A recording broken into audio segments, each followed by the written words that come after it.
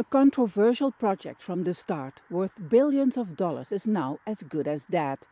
Nord Stream 1 and 2 were not transporting gas to Germany at the time of the leaks, but looking at the extent of the damage, experts wonder if they will ever be used again.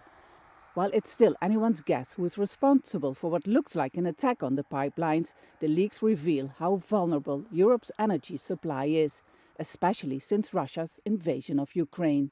We're in a serious situation in Europe. We've long been aware that the Baltic Sea is an area of higher tensions. Look at the rhetoric around Finland and Sweden's membership of NATO.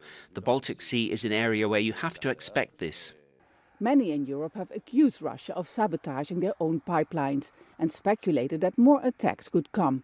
Moscow has rejected these accusations, saying it's the Americans who benefit most from the price of gas going up. Analysts say a high level of expertise is needed to cause this kind of damage. You need infrastructure for it, you need equipment for it, you need money for it, you need expertise for it. It can't be done that easily.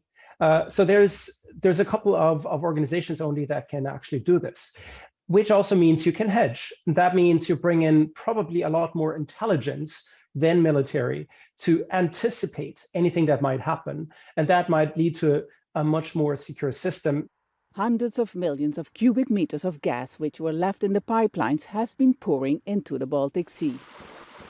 The main gas leaking from Nord Stream into the Baltic Sea is methane. This has a much larger impact on global warming than the CO2 if the gas is burned, depending on how much of it is absorbed by seawater and how much goes up in the air. Experts say it could do as much damage to the climate as the CO2 emissions of a middle-large city like Helsinki for an entire year. Just a few days before the leaks were detected, hundreds of Germans held a rally demanding that the government start operating Nord Stream 2. Like many in Europe, Germans are struggling to pay their energy bills after Russia cut supplies in response to sanctions imposed by the West. To make sure that we have reasonably priced gas again and that the sanctions are ended. That's why I'm here. Germany has been looking for alternatives to Russian gas. The damaged Nord Stream pipes have made it even more clear that the country needs a more secure supply of energy. Step Vaesen, Al Jazeera in Lukmin on the Baltic Sea.